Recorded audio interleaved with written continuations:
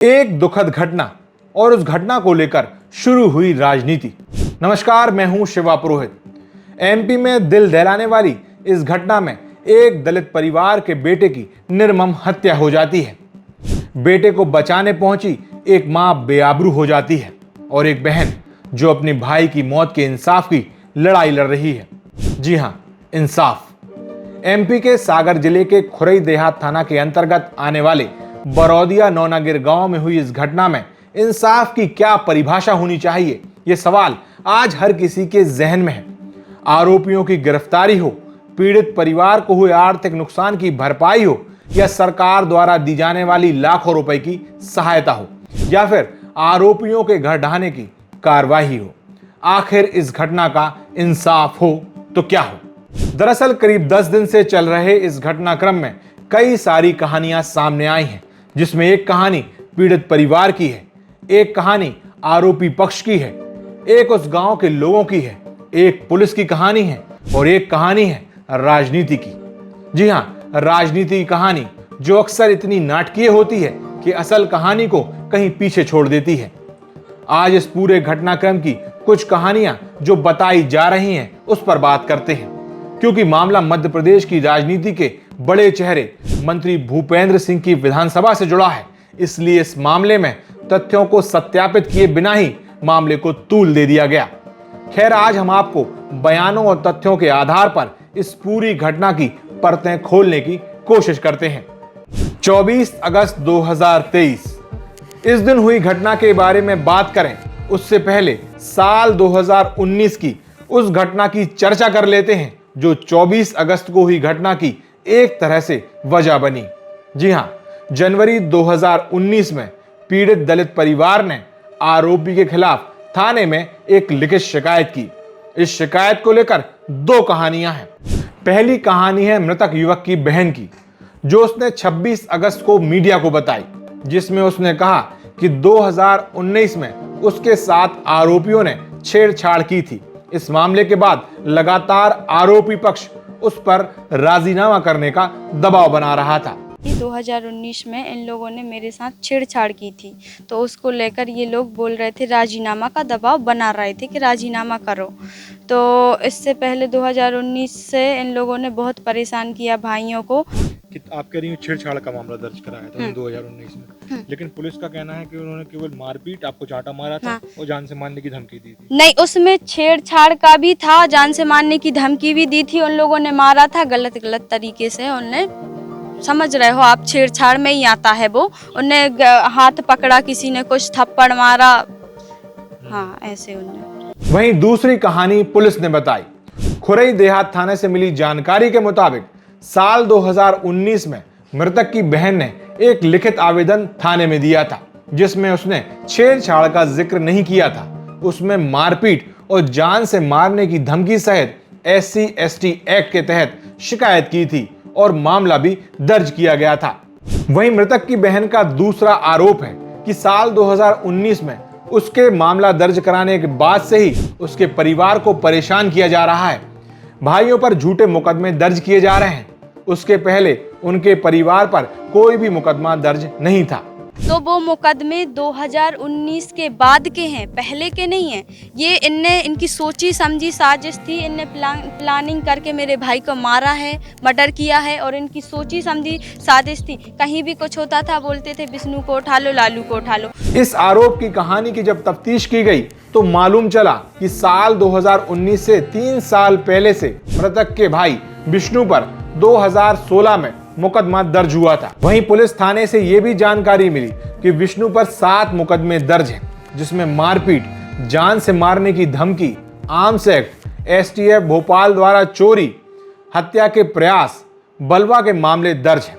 जबकि मृतक नितिन पर भी 7 मुकदमे दर्ज थे, जिसमें मारपीट, जान से मारने की धमकी के 3, 2 मामले आर्म्स एक्ट के और 2 चोरी के मुकदमे दर्ज थे। ये तो हुई 2 अलग अलग कहानियां जो मृतक की बहन के 2 आरोपों को खारिज करती दिख रही हैं। लेकिन कथित 2019 का एक वीडियो भी सामने आया है, जिसमें आरोपी पक्ष के लोग मृतक के भाई के साथ बीच बाजार मारपीट करते दिख रहे हैं। मृतक के भाई से पैर भी पड़वाते हुए वीडियो में नजर आ रहे हैं। इस वीडियो के सामने आने के बाद पीड़ित परिवार का पक्ष मजबूत हुआ। इस वीडियो को लेकर मृतक की बहन और वीडियो में दिख रहे मृतक के भाई का कहना है कि उनकी शिकायत पर पुलिस ने उस वक्त मामला दर्ज नहीं किया था, उल्टा उन्हीं पर मामला दर्ज कर दिया था। वो वीडियो सही है। वो वीडियो इन लोगों ने मेरे साथ छेड़छाड़ की थी, तो इन लोगों ने बोला घर पे मत बताना, घर पे बताओगी तो जान से मार देंगे। तो ये वही है कि भाई मैंने भाई को बताया तो भाई के साथ इनने मारपीट की, बीच स्टैंड पे मारपीट की, पाँव पड़वाए इन लोगों ने, तलुआ चटवाए, और फिर उसके बाद इन लोगों ने उन्हीं पे मेरे विष्णु मंझले भाई पे 25 आर्म सेट का केस लगा के अंदर करवा दिया। वो हमारे साथ मारपीट हो रही है, वो तो सिर्फ ये मामला था, ऐसे ही उनके विवाद चल रहा था उनसे। रिपोर्ट के मामले में उनने हमें मारा, घर से ले जाके मारा, स्टैंड पे ले जाके पीटा। वीडियो बनी, लोगों ने देखा, मारपीट की, वो जान से मारने की धमकी भी दी। हमारे बहन के साथ छेड़छाड़ का भी मामला दर्ज हुआ। रिपोर्ट नहीं लिखी गई थी, हम रिपोर्ट लिखवाने गए तो हमारे ऊपर ही मुकदमा कायम किया गया था। विष्णु और उसकी बहन के आरोपों पर खुरई देहात थाना से बात की गई तो थाना प्रभारी ने बताया कि मृतक की बहन ने थाने में 26 जनवरी 2019 को मारपीट और SC/ST एक्ट का मामला दर्ज कराया था, जबकि विष्णु पर 23 जनवरी यानी घटना के 3 दिन पहले ही आर्म्स एक्ट का मामला दर्ज हुआ था। मतलब साफ है, जो विष्णु कह रहा है कि उसके खिलाफ मामला दर्ज उसकी बहन के शिकायत करने के बाद हुआ है, ये आरोप इस तथ्य के आगे गलत समझ आ रहा है। जबकि यहां एक बात और साफ कर दें कि ये वायरल वीडियो कब का है, इसकी जांच होना और इसकी सत्यता की प्रामाणिकता होना अभी बाकी है, क्योंकि सरे बाजार दिन दहाड़े इस तरह से आरोपियों द्वारा मारपीट करना भी सरासर गलत है और उनकी दबंगाई का एक तरह से ये सबूत भी है। इस पर आगे बात करते हैं। फिलहाल 24 अगस्त 2023 को हुई उस घटना की बात करते हैं जिसने पूरे प्रदेश को हिलाकर रख दिया था। सागर के खुरई देहात थाना के अंतर्गत आने वाले बरौदिया नौनागिर गांव में 24 अगस्त की देर शाम बाजार में एक दलित युवक की पीट पीट कर हत्या हो जाती है। आरोप है कि जब उसकी मां उसे बचाने पहुंचती है तो उसे निर्वस्त्र कर पीटा जाता है, जिसमें उसका हाथ टूट जाता है। आरोप यह भी है कि इस दौरान मृतक की बहन को आरोपी रेप करने की धमकी देते हैं और वो मौके से भागकर जैसे तैसे अपनी जान बचाती है। इसके बाद पुलिस पहुंचती है लेकिन आरोपी फरार हो जाते हैं। फिर उसके बाद वो लोग मुझे भी मारने पीटने लगे और हमसे बोले कि अभी तो छेड़छाड़ किया है, हम तुम्हारे साथ 76 करेंगे, यहीं करेंगे, इसी वक्त करेंगे, जाओ तुमसे जो बने उखाड़ लो, ठीक है। उसके बाद कोमल सिंह ठाकुर ने मुझे मारा और कुछ लोग मुझे पकड़े, उन्होंने मम्मी की साड़ी निकाल दी और वो उनको निर्वस्त्र कर दिया, जिसमें वहीद खान, गोलू सोनी, ये लोग मम्मी को अगल पकड़ के मतलब वहीं पे पकड़ के रखे थे, उनको मार रहे थे, पीट रहे थे उनके साथ, और हमें भी मार पीट रहे थे। वो भाई को मारने लगे। फिर उसके बाद मैं वहाँ से भागी, मैंने सोचा कि मैं भाग जाऊँ, उन लोगों ने मोबाइल तो छीन ही लिए थे। फिर मैं वहाँ से भागी तो वो लोग पीछा करते करते आए, तो रास्ता में मैंने सोचा कि वो लोग चले गए वापस, लेकिन वो सीसी रोड से यहाँ आए, मैं यहाँ से सीधी यहाँ भाई मिल गया बड़ा वाला। मृतक की बहन की इस कहानी का एक पहलू और है, जिसमें मृतक की मां और मृतक की बहन के बयानों में थोड़ा विरोधाभास है। जहां मृतक की बहन का कहना है कि आरोपी घटना को अंजाम देने से पहले उसके घर आए थे, उसकी मां को धमकाया था, मामले में राजीनामा करने को लेकर दबाव बनाया था, बाद में बस स्टैंड पर सब्जी लेने गए भाई के पास पहुंचे थे, जबकि मां ने आरोपियों के पहले घर आने की बात कही ही नहीं। उन्होंने कहा कि बेटा सब्जी लेने गया था, 5 मिनट लेट हुआ तो उन्होंने जाकर देखा, उनको कुछ शोर सुनाई दिया, जिसके बाद वो बाजार पहुंची जहां आरोपी उनके बेटे के साथ मारपीट कर रहे थे। करीब 7 साढ़े 7 के बीच में ये लोग आए, वो आज़ाद ठाकुर, विक्रम सिंह ठाकुर और कोमल सिंह ठाकुर, ये लोग आए। इन लोगों ने मम्मी से बोला कि राजीनामा करना है। तो मम्मी ने बोला हाँ ठीक है। तो कहना हाँ ठीक है, नहीं तुम्हें गांव में रहना है कि नहीं, हम मार के फेंक देंगे तुम्हें और तुम्हारे जो भी जहाँ भी मिलेगा उसको हम मार डालेंगे, तुम्हें हम गांव से भगा देंगे। ठीक है। तो कुछ नहीं, ये धमकी दे के चले गए। फिर उसके बाद मम्मी ने सोचा कि भाई मेरा सब्जी लेने गया था छोटा वाला और बाकी के दो, एक तो वो अंदर था और एक सैफ था। तो मम्मी ने सोचा कि ऐसा ना हो कि ये ऐसा बोल के गए हैं तो छोटे भाई को कुछ कर दें। तो फिर मम्मी यहाँ से गई तो मम्मी को हल्ला गुल्ले की आवाज़ आई, तो मम्मी यहाँ से सीधी चली गई। तो वहाँ पे ये लोग उसको पीट रहे थे। हमारा लड़का सब्जी लेने गया तो थोड़े 5 मिनट हो गए तो हमने कहा ये लेट हो गया, बच्चा अभी नहीं आया। तो मैंने उसको देखा बाहर निकल के, तो मेरे को आवाज़ आई तो मैं भागती गई। तो उधर गई तो भीड़ पड़ी थी, तो मैंने बच्चे पे नज़र पारी तो बच्चा मेरे को दिखाना नहीं। फिर मैंने नीचे खींच करके देखा तो वे नीचे डरा था, तो मैंने उसको बचाया बच्चे के लिए। खैर, इस घटना में 2 बड़े आरोप भी निकलकर सामने आए हैं। ये दोनों ही कहानियां पीड़ित पक्ष ने सुनाई है। पहला आरोप था मृतक की मां को निर्वस्त्र कर मारपीट करने का। दूसरा आरोप था मृतक की बहन के लिए बीच बाजार रेप करने की धमकी देने और इसके बाद बहन का वहां से जान बचाते हुए भागने का। इन दोनों ही आरोपों पर पुलिस जांच कर रही है।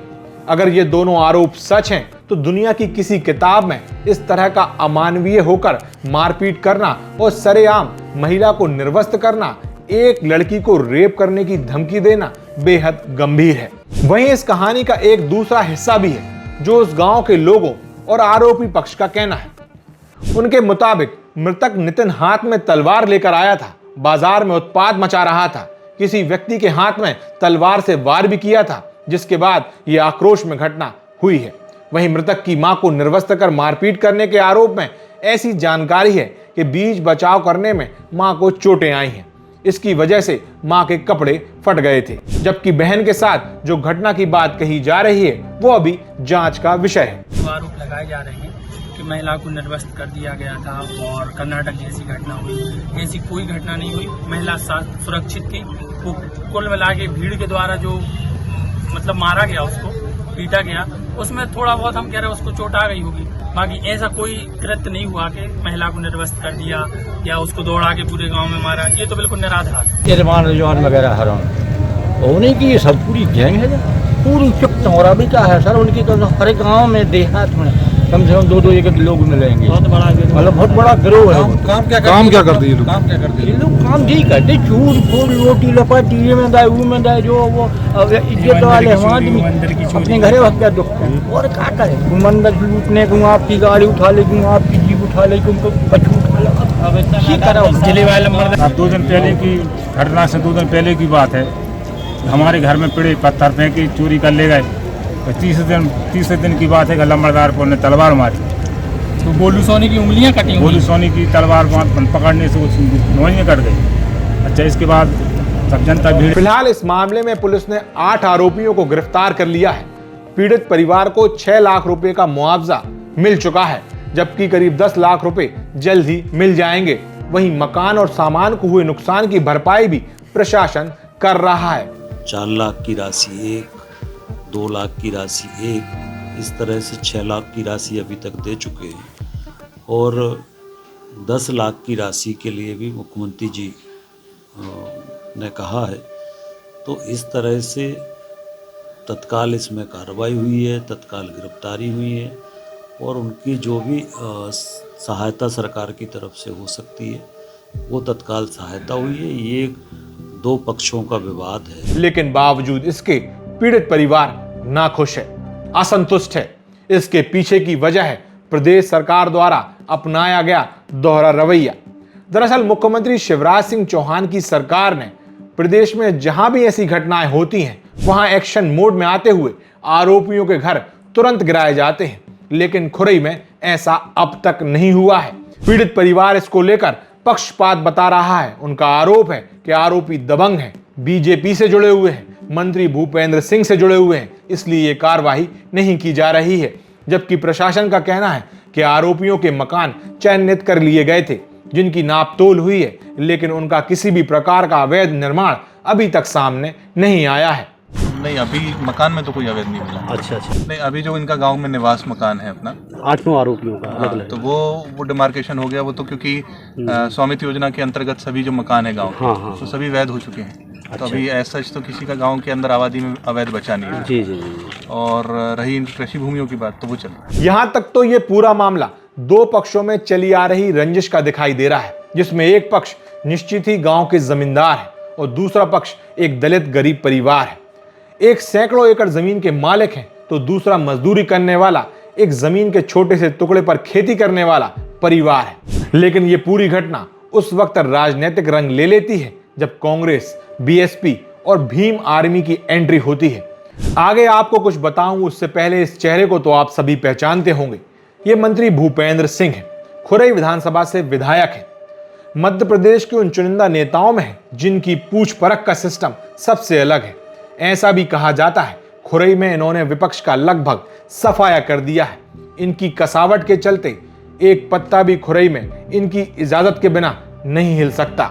विकास का जो आयाम इन्होंने खुरई में रचकर दिखाया है उसका दूर दूर तक कोई सानी नहीं है। इसलिए विपक्ष को यहां से ज्यादा मुद्दे नहीं मिलते। यही वजह है कि जब भी कोई ऐसा मामला सामने आता है तो अक्सर इस आग में राजनीतिक रोटियां सेके जाने लगती हैं, क्योंकि मामला मंत्री भूपेंद्र सिंह की विधानसभा का था। चुनाव सर पर है, ऐसे में विपक्ष कोई भी मौका हाथ से निकलने नहीं देना चाहती। इसलिए यूपी की पूर्व सीएम मायावती के ट्वीट से लेकर एमपी के पूर्व सीएम दिग्विजय सिंह की अनरय की राखी बंधवाने खुरई आने तक भीम आर्मी के प्रमुख चंद्रशेखर आजाद सहित तमाम छोटे बड़े नेता सब एक के बाद एक इस मामले में कूद पड़े। अब सुनने में आ रहा है कि 9 सितंबर को प्रियंका गांधी भी इस पीड़ित परिवार से मिलने आ सकती हैं। वहीं पीड़ित परिवार की ओर से मृतक की बहन अपने भाई की मौत के इंसाफ के लिए एक भी कदम पीछे हटने तैयार नहीं है। यह मामला फिलहाल राजनीति की भेंट चढ़ता जा रहा है। मंत्री भूपेंद्र सिंह को घेरने के चक्कर में इस घटनाक्रम का किस तरह से राजनीतिकरण हो रहा है यह भी साफ दिख रहा है। जातिवाद और वोट बैंक की राजनीति भी समझी जा सकती है। आने वाले विधानसभा चुनाव को देखते हुए एक रणनीति बनाकर इस मुद्दे को जबरदस्त तूल दिया जा रहा है। वहीं घटना के तथ्यों को पूरी तरह जाने बगैर मंत्री भूपेंद्र सिंह के खिलाफ एक चक्रव्यूह रच दिया गया है। उधर दूसरी तरफ मंत्री भूपेंद्र सिंह फिलहाल खामोश हैं और परिस्थितियों को भांपने में लगे हैं।